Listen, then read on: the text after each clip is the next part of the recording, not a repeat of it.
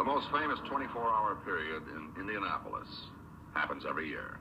May 30th, the Memorial Day Classic, the Big 500.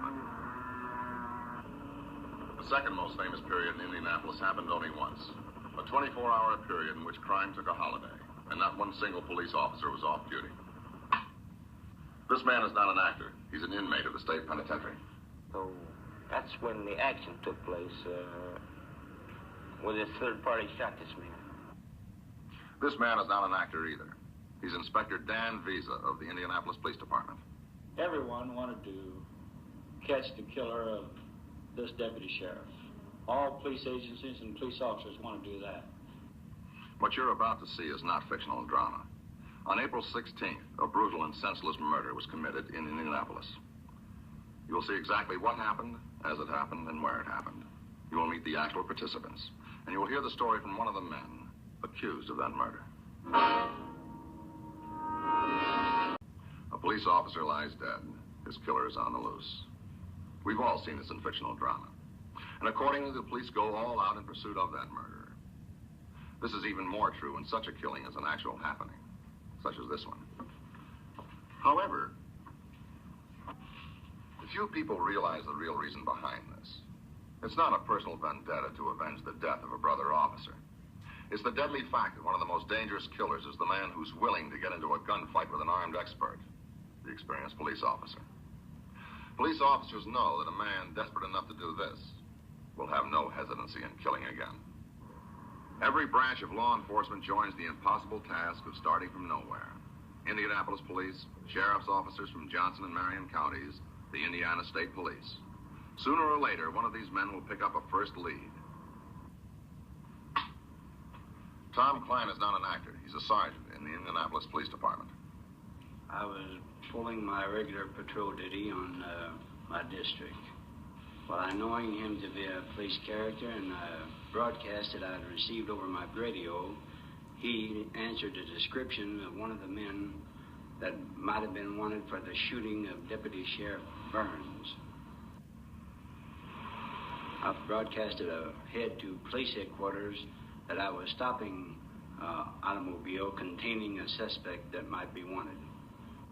I pulled in behind this character, and I got out of my car, pulling my revolver.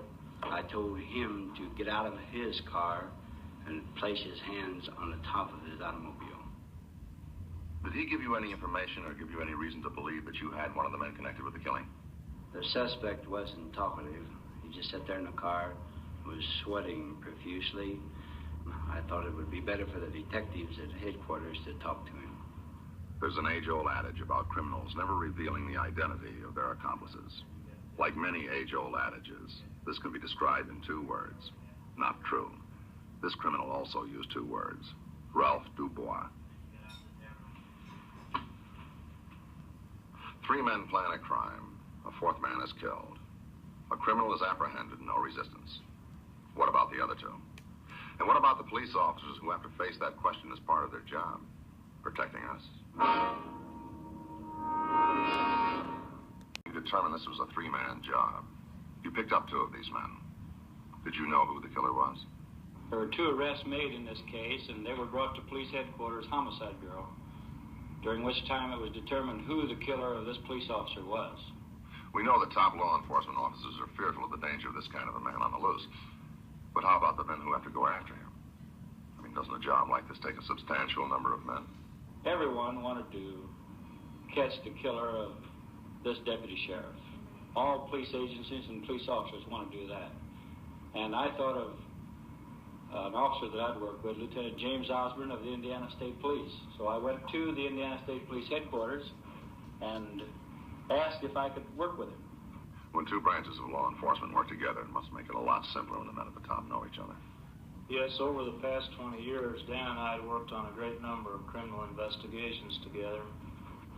We tried to get information which would lead us to the killer. Of course, that involved checking a great number of leads and just a lot of legwork. This took us to almost every element of business and any element of underworld that we knew of that we could contact for information. and we tried to follow up every lead that would take us to any one of these areas. I know when you fellows get your first big lead, it starts everything moving. I believe in this case it was a report that the killer had been seen in a car. First thing we did was check the license number to find out who the owner of the car was, and then we tried to determine if he was acquainted with the fugitive. And that took us to the vicinity of Barkersville, Indiana. The only thing we can do is check these mailboxes. We just have to go up and down every road around here and look at every mailbox. Well, if we zigzag back and forth, if he's anywhere around, at least we can find him.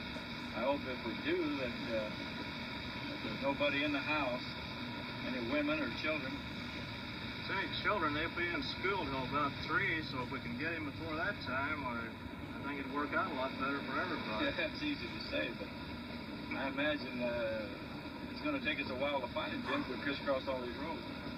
Striking force from every law enforcement agency in the area. Some men weren't assigned. This is Sergeant J. Romack.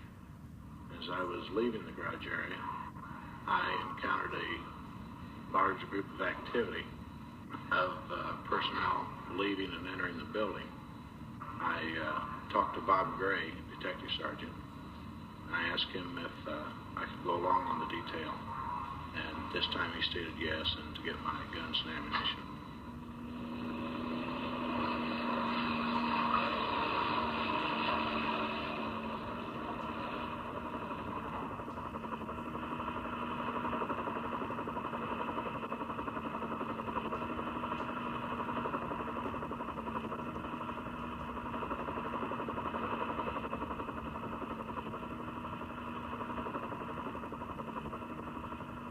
After all these agencies and police organizations sent represented manpower, we established who was to proceed to the house and give definite instructions on how the officers would be deployed.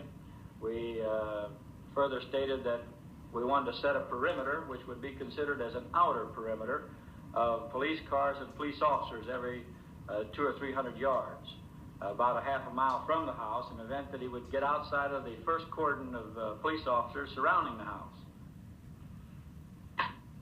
Dan, there's an obvious similarity in these preparations and those of a military attack. And there's an obvious difference, too. The military plan is often days, even weeks in the making. But your plan has to be compressed into a matter of minutes. Well, we set up a rendezvous point, and it was necessary then to appoint a raid commander, so that the lives of each one of these officers would be insured if a suspected killer of a police officer was in this home. And we give instructions to attack the house and set up an inner perimeter of manpower and take whatever proper concealment was available, and also the proper coverage so that each police officer would not get in the line of fire of another police officer. Okay, Jim. We're all set.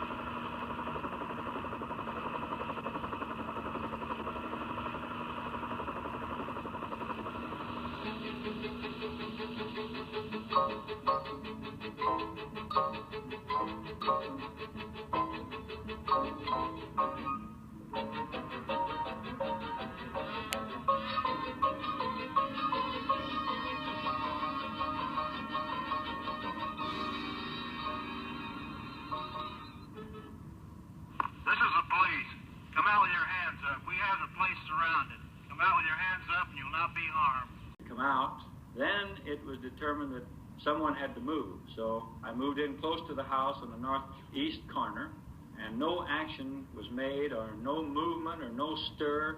Sergeant J. Romack of the Indiana State Police moved in behind me. Actually, at that time, I had never made the acquaintance of Sergeant Romack.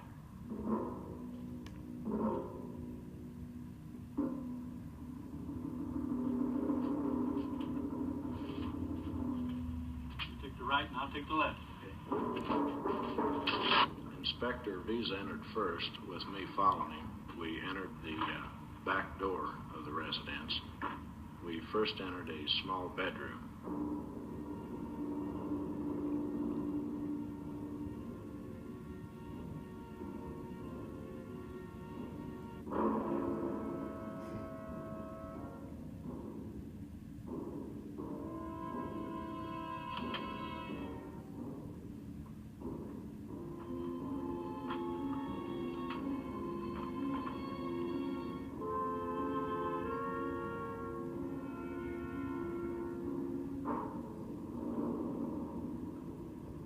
We were looking for an opening or an access to an attic or a cellar while we were making a physical search of the house, assisted by the officers who came through the front door. Yet the small trap door that Sergeant Romack has just found is large enough to permit the entrance of only one man. He can't know what's on the other side of that small opening. What are the actual thoughts of this kind of a man in this type of danger? I first stuck my weapon, which is my .38 service revolver, and next my light. And by doing this, I was hoping that if he was up there, which first I was hoping he wasn't, that he would shoot, if he was armed, at the first thing that came into view from the attic. I was quite scared.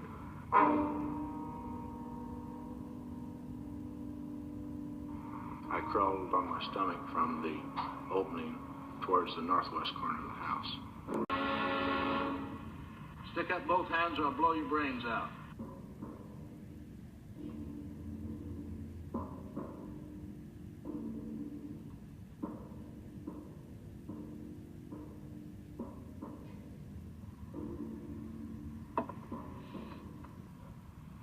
Robert E. Riley, Chief of Police, Indianapolis. Chief Riley, the filming of this actual case from your files gave us the feeling that this must have been a rather notable operation, even when appraised by experienced law enforcement chiefs. Are we correct in this thought? Yes, Lee. I can best sum it up by repeating a radio message which I made at the conclusion of the police action. It was spontaneous on my part, but essentially I said, "This is a special message by Police Chief Robert E. Riley to all units. I warmly commend all police officers who effected the arrest of the persons alleged to be responsible for the wanton killing of Deputy Sheriff Byrne. The cooperation between this department, the Marion and Johnson County Sheriff's Departments, and the Indiana State Police was one of the finest examples of total law enforcement I have ever seen.